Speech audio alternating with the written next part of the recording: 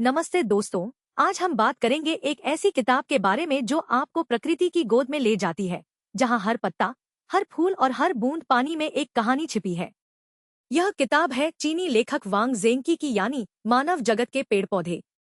यह सिर्फ एक निबंध संग्रह नहीं, बल्कि जीवन के हर एक पहलू को सादगी और गहराई से देखने का एक सशक्त माध्यम है। इस वीडियो में हम इस किताब के 10,000 शब्दों का गहन विश्लेषण करेंगे, उसके मूल विचारों, शैली और संदेश को समझेंगे। वांग ज़ेंकी का जन्म 1920 में चीन के जियांगसू प्रांत में हुआ था। वे 20वीं सदी के सबसे प्रभावशाली चीनी लेखकों में से एक माने जाते हैं।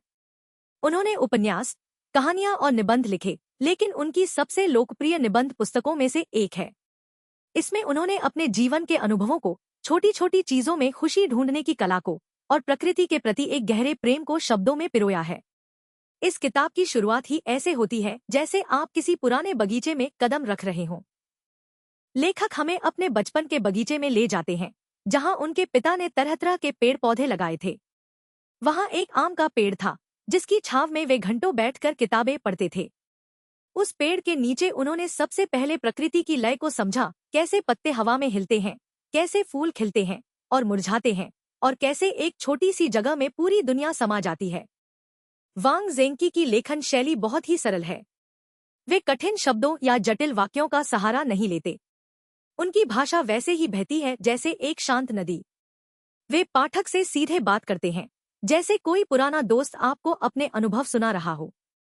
इस किताब में वे न केवल पेड़ पौधों के बारे में लिखते हैं, बल्कि उनसे जुड़ी अपनी यादों, अपने परिवार, अपने खाने पीने के शौक और चीनी संस्कृति के विभिन्न पहलुओं को भी उजागर करते हैं। आइए पहले निबंध पर ध्यान दें, जिसका शीर्षक है बगीचे की यादें। इसमें लेखक अपने घर के पिछवाड़े में स्थित एक छोटे से बगीचे का वर्णन करते हैं। वहां एक बड़ा सा अंजीर का पेड़ था, जिसके फल इतने मीठे होते थे कि पक्षी भी उन पर झपटते थे। लेखक याद करते हैं कि कैसे वे और उनके भाई बहन उन फलों को तोड़ने के लिए पेड़ पर चढ़ते थे, और कैसे उनकी मां उन्हें डांटती थी कि ऊंचाई से गिरने का खतरा है। यह सिर्फ एक पेड़ की कहानी नहीं, बल्कि एक पूरे युग की स्मृति है। वांग ज़ेंकी का मानना था कि प्रकृति से संबंध इंसान के जीवन का सबसे महत्वपूर्ण हिस्सा है। वे लिखते हैं कि जब भी हम प्रकृति के करीब होते हैं, हम अपने आप को शांत, संतुलित और खुश महसूस करते हैं। यही कारण है कि उनकी लिखावट में बांस, बेरी, कमल, गुलाब, चाय के पौधे और कई अन्य वनस्पतियों का लगातार जिक्र मिलता है। वे हर पौधे के बारे में जानकारी देते हैं, उसकी पत्तियां कैसी होती हैं, उसका रंग, गंध और उसका इस्तेमाल चीनी संस्कृति में कैसे किया जाता है। लेकिन यह किताब सिर्फ वनस्पति विज्ञान की किताब नहीं है। इसके पीछे एक गहरा दार्शनिक स्तर भी है। वांग ज़ेंकी हर पौधे को एक रूपक के रूप में देखते हैं। उदाहरण के लिए, वे लिखते हैं कि बांस की तरह लचीला बनो, कठोरता के बजाय लचीलापन ही जीवन की सच्ची ताकत है। बांस हवा में झुकता है, लेकिन टूटता नहीं। इसी तरह कमल का फूल कीचड़ में पैदा होता है, लेकिन खुद को साफ रखता है। यह मानव चरित्र की ऊंचाई का प्रतीक है। एक और महत्वपूर्ण पहलू है खाने पीने का। वांग ज़ेंकी खाने के बहुत शौकीन थे। उन्होंने इस किताब में कई निबंध ऐसी चीजों पर लिखे हैं, जैसे हरी मिर्च का अचार, ताजे आम, भुने हुए शाहबलूत और चीनी पारंपरिक चाय। वे बताते हैं कि कैसे एक साधारण भोजन भी उत्सव बन सकता है अगर हम उसे पूरी संवेदनशीलता के साथ ग्रहण करें। खाने का स्वाद केवल जीभ तक सीमित नहीं है, बल्कि यह हमारी यादों, हमारे स्थान और हमारे समय से जुड़ा होता है। उदाहरण के लिए, वे एक निबंध में लिखते हैं कि कैसे उनकी दादी उनके लिए विशेष प्रकार की मीठी रोटी बनाती थी। उस रोटी की खुशबू उन्हें बचपन में ले जाती है, जब वे गर्मी की छुट्टियों में दादी के घर जाते थे। यह सिर्फ एक रोटी नहीं, बल्कि प्यार, देखभाल और समय का एक रूप है। वांग ज़ेंकी इस तरह की स्मृतियों को शब्दों में पिरोने में माहिर हैं। किताब का एक और अनूठा पहलू है मौसम और उनके प्रभाव पर लिखे गए निबंध। वे बसंत, ग्रीष्म, शरद और शीत ऋतु को एक अद्भुत कलात्मक दृष्टि से देखते हैं। बसंत में फूलों का खिलना, ग्रीष्म में पेड़ों का घना हरापन, शरद में पत्तियों का गिरना और शीत में बर्फ की चादर, हर मौसम का अपना एक व्यक्तित्व है। लेखक कहते हैं कि हमें हर मौसम का आनंद लेना चाहिए, क्योंकि प्रकृति अपने हर रूप में सुंदर है। एक निबंध में वे बारिश की बात करते हैं। वे कहते हैं कि बारिश का पानी जब पत्तियों पर गिरता है, तो एक अलग संगीत बनता है। हर पत्ता अपने आकार और सतह के अनुसार एक अलग ध्वनि उत्पन्न करता है। लेखक अपने घर में बैठकर उस संगीत को सुनते हुए, चाय की चुस्की लेते हुए पूरी शांति में डूब जाते हैं। यह क्षण उनके लिए ध्यान का एक रूप है। वांग ज़ेंकी की आवाज में एक सौम्यता है जो पाठक को मोह लेती है। वे कभी भी उपदेश नहीं देते। वे बस अपने अनुभव साझा करते हैं और उनमें से जीवन के सबक अपने आप निकल आते हैं। उदाहरण के लिए, वे एक जगह पर लिखते हैं कि एक बार उन्होंने बगीचे में एक छोटा सा पौधा लगाया। वह पौधा बहुत धीरे धीरे बढ़ा। उनके पिता ने कहा कि अगर तुम सच में उससे प्यार करते हो तो उसे जल्दी बड़ा होने के लिए मजबूर मत करो। हर चीज को अपने समय पर बढ़ने दो। यह एक सरल लेकिन गहरा सबक है जो आज के तेज-तर्रार जीवन में बहुत प्रासंगिक है। इसी तरह वे एक और निबंध में बताते हैं कि कैसे उनके गांव में एक बूढ़ा आदमी हर सुबह अपने आंगन में फूलों को पानी देता था।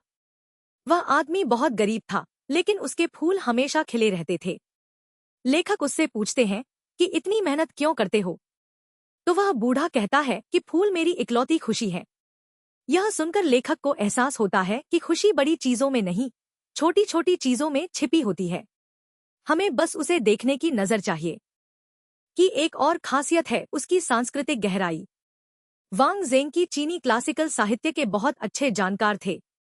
वे अक्सर प्राचीन कवियों जैसे ली बाई, दु फू और वांग वेई के संदर्भ देते हैं। वे बताते हैं कि चीनी कविता में प्रकृति हमेशा से एक केंद्रीय विषय रही है। उदाहरण के लिए, वे एक जगह पर लिखते हैं कि दु फू ने अपनी एक कविता में बारिश की बूंदों को मोतियों जैसा बताया है। वांग ज़ेंकी उस कविता की व्याख्या करते हुए कहते हैं कि यह सिर्फ एक छवि नहीं है, बल्कि जीवन की नश्वरता का एक रूपक है। हर बूंद एक पल में गायब हो जाती है, वैसे ही जैसे हमारी यादें और पल। पुस्तक में एक निबंध है जिसमें वे चीनी चाय की दुकानों और उनमें मिलने वाली चाय की किस्मों का वर्णन करते हैं। चाय के बर्तन, चाय की पत्तियां, पानी का तापमान और चाय पीने की रस्म, यह सब उनके लिए एक कला है। वे कहते हैं कि अच्छी चाय पीने के लिए किसी महंगे होटल की जरूरत नहीं, बल्कि एक शांत मन और प्रकृति की नजदीकी चाहिए। इस निबंध को पढ़ते हुए आपको ऐसा लगता है जैसे आप उस चाय की खुशबू को महसूस कर सकते हैं। एक और रोचक निबंध है बांस के जंगल में घूमना। लेखक वर्णन करते हैं कि कैसे एक बार वे अपने दोस्तों के साथ बांस के एक घने जंगल में गए। वहां हर तरफ हरियाली थी और हवा में बांस की पत्तियों की सरसराहट थी। वे उस जंगल में घंटों घूमते रहे। उन्हें बांस से बनी विभिन्न वस्तुएं देखने को मिली, टोकरी, फर्नीचर, औजार। लेखक सोचते हैं कि बांस ने चीनी सभ्यता को कितना कुछ दिया है। यह सिर्फ एक पौधा नहीं, बल्कि एक जीवनदाता है। वांग ज़ेंकी की लिखावट में एक तरह का धैर्य और स्थिरता है। वे कभी जल्दबाजी में नहीं लिखते। हर शब्द वजनदार है, हर वाक्य सोच समझ कर बना है। यही कारण है कि उनके निबंध पढ़ने में धीरे धीरे पढ़ने चाहिए, जैसे कोई अच्छी शराब का स्वाद ले रहे हों। इस किताब को पढ़ना एक ध्यान की तरह है। आप अपने चारों ओर के वातावरण से जुड़ जाते हैं और अपने भीतर के शोर को शांत कर पाते हैं। अब बात करते हैं किताब के उन हिस्सों की जो खास तौर पर यादगार हैं। एक निबंध जिसका शीर्षक है दोस्त के बगीचे में। इसमें लेखक अपने एक पुराने दोस्त से मिलने जाते हैं। वह दोस्त एक छोटे से गांव में रहता है और उसके घर के आगे एक बगीचा है। वहां अंगूर की बेलें हैं, गुलाब के फूल और नींबू के पेड़। दोनों मिलकर उस बगीचे में बैठते हैं, बातें करते हैं और पुरानी यादें ताजा करते हैं। लेखक कहते हैं कि ऐसे पल जीवन के सबसे अनमोल होते हैं, जब हम किसी के साथ खामोशी भी साझा कर सकते हैं। एक और निबंध है सर्दियों की शाम में आग। इसमें लेखक शीतकाल की एक शाम को अपने घर के चूल्हे के पास बैठे हैं और आग की लपटों को देख रहे हैं। वे बाहर बर्फबारी के शोर को सुनते हैं और अंदर आग की गर्मी को महसूस करते हैं। वे उसी समय अपनी डायरी में कुछ पंक्तियां लिखते हैं। यह एक बहुत ही व्यक्तिगत और भावपूर्ण निबंध है, जहां वे जीवन की एक क्षणभंगुरता पर चिंतन करते हैं। आपको ऐसा लगता है जैसे आप उस कमरे में उनके साथ बैठे हों। वांग ज़ेंकी ने इस किताब में शहरी जीवन और ग्रामीण जीवन के बीच तुलना भी की है। वे कहते हैं कि शहरों में हम प्रकृति से दूर हो गए हैं।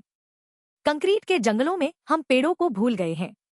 लेकिन फिर भी वे आशा व्यक्त करते हैं कि अगर हम थोड़ी सी कोशिश करें तो हम अपनी बालकनी पर एक छोटा सा गमला रख सकते हैं या अपने ऑफिस की मेज पर एक छोटा सा पौधा। वह छोटा सा हरा धब्बा हमारे जीवन में बहुत बड़ा बदलाव ला सकता है। एक निबंध में वे हमें सिखाते हैं कि कैसे साधारण चीजों में आनंद खोजें। वे एक उदाहरण देते हैं, एक हरी मिर्च, एक टुकड़ा नमक और एक रोटी।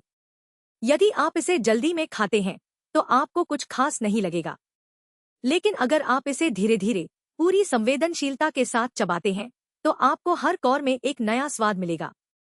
यही बात हमारे पूरे जीवन पर लागू होती है। हम चीजों को अनदेखा करके गुजर रहे हैं, लेकिन अगर हम रुकें तो हर चीज में एक कहानी है। लेखक अक्सर अपने बचपन के दृश्यों को बड़ी मार्मिकता से चित्रित करते हैं। एक निबंध में वे अपनी दादी के हाथ से बने पारंपरिक चीनी व्यंजनों को याद करते हैं, खासकर एक प्रकार की मिठाई जिसे लोटस सीड पेस्ट कहते हैं। उसके बारे में लिखते हुए वे भावुक हो जाते हैं। वे कहते हैं कि अब वह मिठाई कहीं मिलती नहीं, और अगर मिल भी जाए तो उसका स्वाद वह नहीं रहा, क्योंकि उस स्वाद में उनकी दादी का प्यार और उनके बचपन का समय शामिल था जो एक बार बीत गया वह लौटकर नहीं आता। वांग ज़ेंकी का एक और महत्वपूर्ण योगदान यह है कि उन्होंने चीनी भाषा में निबंध शैली को एक नया आयाम दिया। उनके पहले चीनी निबंध ज्यादातर साहित्यिक आलोचना या राजनीतिक विषयों पर होते थे, लेकिन वांग ज़ेंकी ने निबंध को एक व्यक्तिगत, निजी और भावुक माध्यम बना दिया। उन्होंने साबित कर दिया कि रोजमर्रा की चीजों पर भी गहरे और दार्शनिक निबंध लिखे जा सकते हैं। उनकी शैली ने बाद के कई चीनी लेखकों को प्रभावित किया। इस किताब में समय का एक अलग आयाम है। यह भूतकाल, वर्तमान और भविष्य को एक साथ बांधता है। लेखक एक पेड़ को देखकर उससे जुड़े अतीत को याद करता है और साथ ही यह भी सोचता है कि यह पेड़ आने वाली पीढ़ियों को क्या देगा। इस तरह प्रकृति हमें समय के चक्र से जोड़ती है।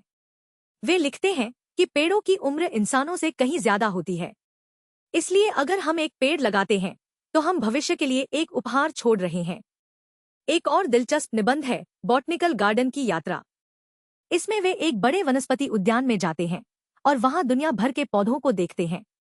वे आश्चर्य करते हैं कि कितनी विविधता है आकार, रंग, गंध और आदतों में। हर एक पौधा अपने वातावरण के अनुसार ढल गया है। यह प्रकृति का एक चमत्कार है।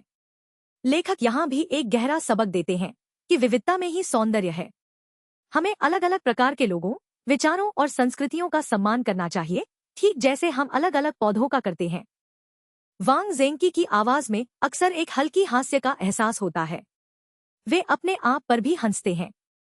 एक निबंध में वे बताते हैं कि कैसे वे बगीचे में काम करते समय एक पौधे को पानी देने के बजाय गलती से उसकी जड़ें ही उखाड़ देते हैं, या कैसे वे एक फूल को सूंघने की कोशिश में उसकी पंखुड़ियां नोच देते हैं।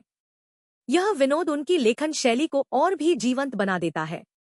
वे दिखाते हैं कि जीवन गंभीर होने के लिए नहीं है, उसमें हंसी और मजाक के लिए भी जगह होनी चाहिए। एक लंबे निबंध में वे चीनी चिकित्सा में प्रयुक्त जड़ीबूटियों पर चर्चा करते हैं। वे अपने एक मित्र का उदाहरण देते हैं जो एक वैद्य था। वह वैद्य जंगलों से जड़ीबूटियां इकट्ठा करता था और उनसे दवाएं बनाता था। लेखक उसके साथ कई बार जंगल गए और उससे पौधों के औषधीय गुणों के बारे में सीखा। यह निबंध हमें याद दिलाता है कि प्रकृति भी एक फार्मेसी है जो हमारी बीमारियों का इलाज कर सकती है, बशर्ते हम उसे समझें और उसका सम्मान करें। किताब के अंतिम भाग में लेखक अपने बुढ़ापे पर विचार करते हैं। वे कहते हैं कि उम्र बढ़ने के साथ प्रकृति के प्रति उनका प्रेम और गहरा हुआ है। वे अब छोटी चीजों में पहले से ज्यादा आनंद लेते हैं, एक फूल का खिलना, एक पक्षी का गाना या एक बूंद ओस का। वे उन पलों को संजोते हैं और उन्हें लिख डालते हैं। वे मानते हैं कि हर इंसान को अपने जीवन में एक बगीचा चाहिए, चाहे वह असली हो या काल्पनिक। वह बगीचा हमें जीने की वजह देता है। अब हम पुस्तक के मुख्य संदेशों पर ध्यान केंद्रित करेंगे। पहला संदेश है, जीवन को धीरे धीरे जीना सीखो। आज की दुनिया में हर कोई दौड़ रहा है, लेकिन वांग ज़ेंकी हमें बताते हैं कि असली खुशी ठहराव में है, जब हम रुककर एक फूल को देखते हैं या एक पत्ते की बनावट को महसूस करते हैं। दूसरा संदेश है, प्रकृति से जुड़े रहो। हम शहरीकरण में खो गए हैं, लेकिन प्रकृति हमारी जड़ है। अगर हम उससे दूर हो गए तो हम अपने आप से दूर हो जाएंगे। तीसरा संदेश है, सादगी में सुंदरता है। सबसे कीमती चीजें अक्सर मुफ्त होती है, सूरज की रोशनी, हवा, बारिश, मिट्टी की गंध। चौथा संदेश है, हर पल को संजोकर रखो। यादें ही हमारी असली संपत्ति हैं। पुस्तक में लेखक अपनी यादों को बहुत सम्मान देते हैं। वे उन्हें लिखते हैं ताकि वे मिटें नहीं। पांचवा संदेश है, सृजनशीलता का स्रोत प्रकृति है। वांग ज़ेंकी का मानना है कि सबसे अच्छी कविता, संगीत और कला प्रकृति के अवलोकन से पैदा होती है। एक चित्रकार पेड़ों की छांव से प्रेरणा लेता है, एक कवि फूलों की खुशबू से। छठा संदेश है, मनुष्य और प्रकृति एक है। हम प्रकृति के अंश हैं, अलग नहीं। अगर हम प्रकृति को नष्ट करेंगे तो हम खुद को नष्ट करेंगे। वांग ज़ेंकी की लेखनी में एक गहरी आध्यात्मिकता है, लेकिन वह धार्मिक नहीं है। वह ताओ और जैन की तरह प्रकृति में एकात्मता की बात करते हैं। वे कहते हैं कि जब आप किसी पेड़ के नीचे बैठते हैं तो आप महसूस कर सकते हैं कि उस पेड़ के साथ आपका कोई गहरा संबंध है। वह संबंध शब्दों से परे है। यह एक अनुभव है जो हर इंसान ले सकता है, अगर वह अपने मन को शांत करे। इस किताब को पढ़ने के बाद आप देखेंगे कि आपकी नज़र में बदलाव आया है।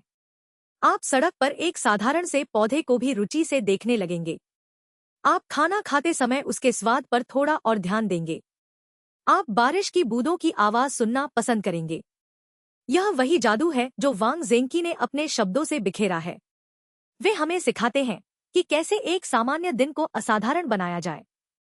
अब हम पुस्तक के कुछ विशेष उद्धरणों पर बात करेंगे जो बहुत प्रसिद्ध हैं। एक उद्धरण है, पेड़ मुझसे बातें करते हैं और मैं उनसे। यह एक सरल सा वाक्य है, लेकिन इसमें एक गहरा सत्य है। लेखक प्रकृति के साथ संवाद की कला में माहिर हैं। दूसरा उद्धरण है, हर फूल में एक दुनिया समाई है। वे हमें याद दिलाते हैं कि हम अपने आसपास की छोटी छोटी चीजों की अनदेखी करके कितना कुछ खो रहे हैं। एक और प्रसिद्ध पंक्ति है, जीवन में सबसे जरूरी चीज वह नहीं है जो हम देख सकते हैं, बल्कि वह है जिसे हम महसूस कर सकते हैं।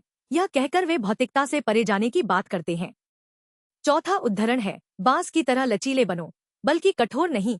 यह एक जीवन दर्शन है जो हमें अनुकूलनशीलता और धैर्य सिखाता है। पांचवा उद्धरण है, यादें वह पुल है जो हमें हमारे अतीत से जोड़ते हैं और प्रकृति वह पुल है जो हमें हमारी आत्मा से जोड़ती है।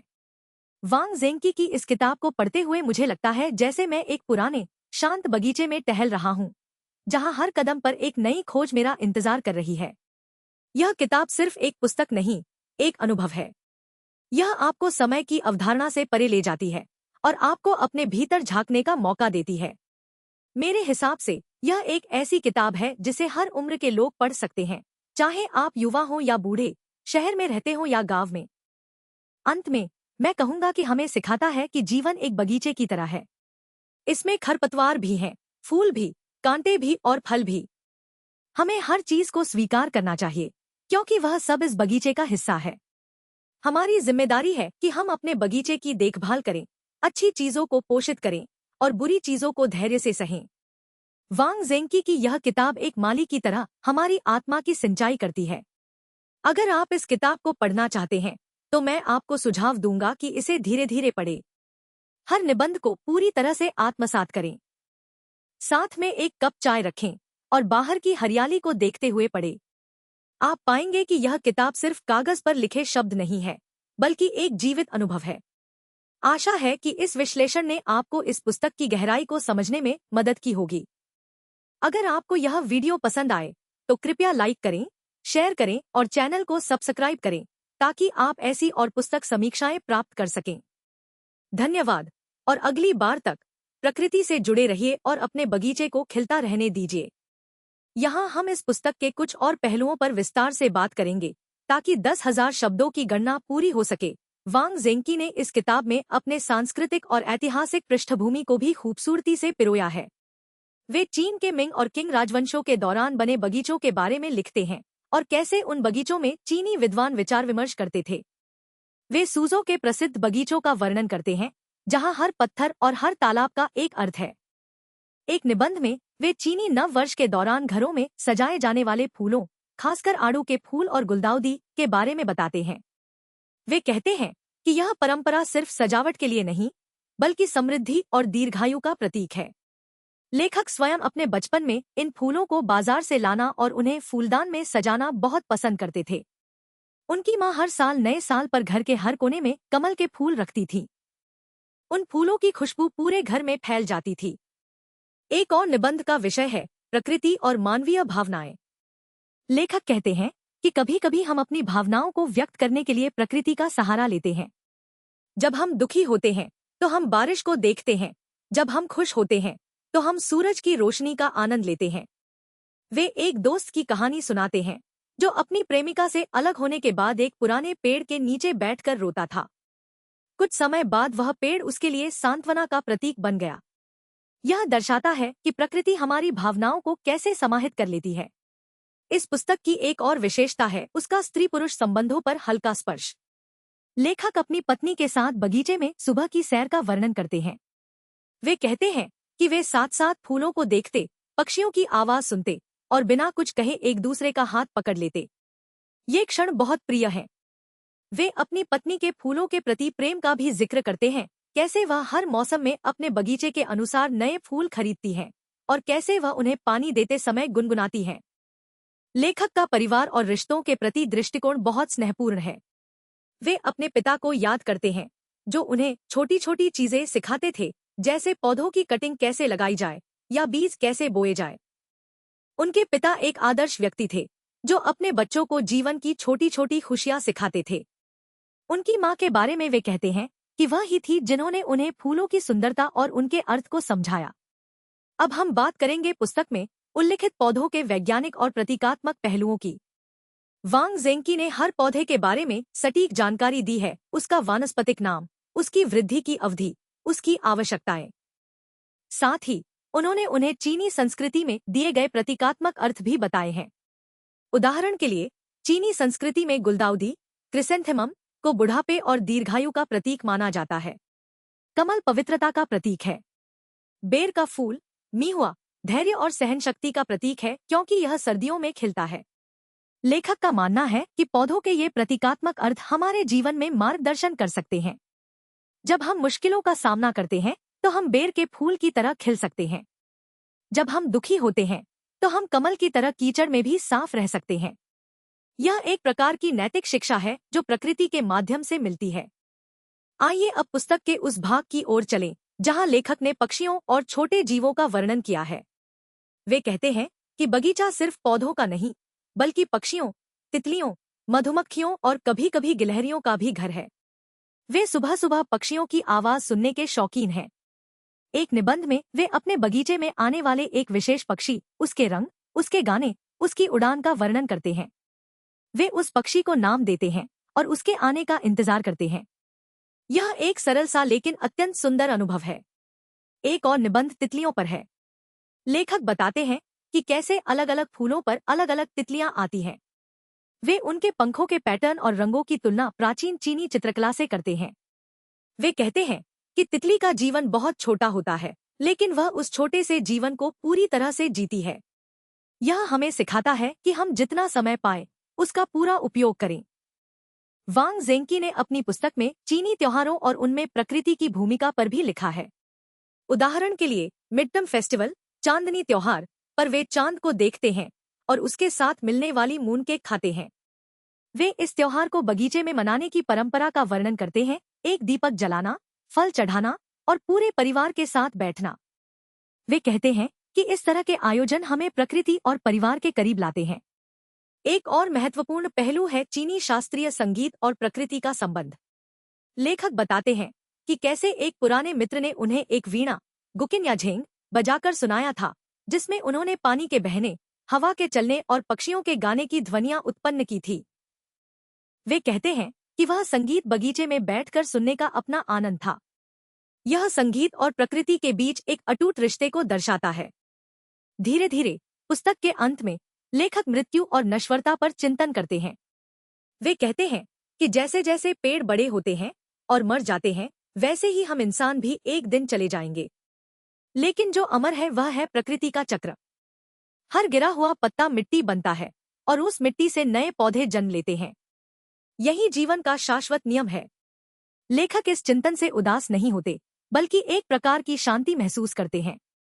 वे समझते हैं कि वे भी इस चक्र का हिस्सा हैं और इसलिए वे किसी भी चीज से डरते नहीं हैं। बच्चों के लिए यह पुस्तक एक अद्भुत शैक्षिक स्रोत है। यह उन्हें पौधों के नाम, उनके गुण और उनसे जुड़ी कहानियां सिखाती है। बच्चे इस किताब को पढ़कर प्रकृति के प्रति जिज्ञासु बन सकते हैं। वे अपने आसपास के पेड़ पौधों को पहचानने लगेंगे और उनके बारे में और जानना चाहेंगे। यह बहुत महत्वपूर्ण है क्योंकि आज का बच्चा कंप्यूटर और मोबाइल में इतना डूब गया है कि उसे प्रकृति से कोई लगाव नहीं रह गया है। उस लगाव को पुनर्जीवित करने में मदद कर सकती है। वयस्कों के लिए यह पुस्तक ध्यान और आत्मचिंतन का माध्यम है।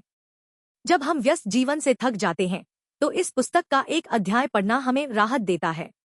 यह हमें याद दिलाता है कि जीवन में सिर्फ काम और पैसा नहीं है, बल्कि सुंदरता और सादगी भी है। वांग ज़ेंकी की लेखनी हमें एक नई ऊर्जा भर देती है। अगर हम इस पुस्तक की तुलना अन्य प्रसिद्ध प्रकृति लेखन से करें तो यह हेनरी डेविड थोरो के वॉल्डन या रिचर्ड मेबी के प्रकृति की छाव में जैसी पुस्तकों के समान है। लेकिन वांग ज़ेंकी की अपनी एक विशेष चीनी दृष्टि है। वे अपनी संस्कृति के लेंस से प्रकृति को देखते हैं और उसमें चीनी दर्शन, कविता और चित्रकला के सूत्र पिरोते हैं। यह उन्हें एक विशिष्ट पहचान देता है। एक और दिलचस्प पहलू यह है कि इस पुस्तक में कई बार लेखक ने प्रकृति के साथ अपने संवादों को शामिल किया है। एक निबंध में वे एक पुराने बांस के पेड़ से बात करते हैं। वे उससे पूछते हैं कि तुम इतने सीधे कैसे हो? और पेड़ जवाब देता है, लेखक की कल्पना में मैं अपनी जड़ों पर भरोसा करता हूँ। यह मानवीकरण की एक सुंदर कला है जो पाठक को हंसाती भी है और सोचने पर मजबूर भी करती है। वांग ज़ेंकी का एक गुण यह भी है कि वे कभी भी अहंकारी या उबाऊ नहीं होते। वे खुद को एक छात्र की तरह प्रस्तुत करते हैं जो लगातार प्रकृति से सीख रहा है। वे कहते हैं कि हर बार जब वे बगीचे में जाते हैं तो उन्हें कुछ नया पता चलता है। यह विनम्रता ही उनकी लेखनी को इतना आकर्षक बनाती है। अंत में यह पुस्तक हमें बताती है कि असली धन वह नहीं है जो हमारे बैंक खाते में है, बल्कि वह है जो हम अपने मन और आत्मा में संजोते हैं। हमारी सबसे अनमोल संपत्ति हमारी यादें, हमारे संबंध और प्रकृति के साथ हमारा जुड़ाव है। उस धन को खोजने का एक रास्ता है। इस विश्लेषण के अंत पर मैं आप सभी से निवेदन करूंगा कि कभी-कभी अपने फोन को बंद करें, बाहर निकलें और एक पेड़ के नीचे बैठें। उसकी छांव को महसूस करें, उसकी पत्तियों की सरसराहट सुनें। शायद तब आप समझ पाएंगे कि वांग ज़ेंकी ने अपनी पुस्तक में कितनी सच्चाई लिखी है। यही उनकी लेखनी की सबसे बड़ी सफलता है। इस पुस्तक के बारे में और बहुत कुछ कहा जा सकता है, लेकिन हमारे पास समय की कमी है। अगर मैं इसे और लंबा करूं, तो यह एक अनंत यात्रा हो जाएगी, जैसे प्रकृति स्वयं अनंत है। तो चलिए यहीं विराम देते हैं और आशा करते हैं कि आप इस पुस्तक को जरूर पढ़ेंगे। धन्यवाद।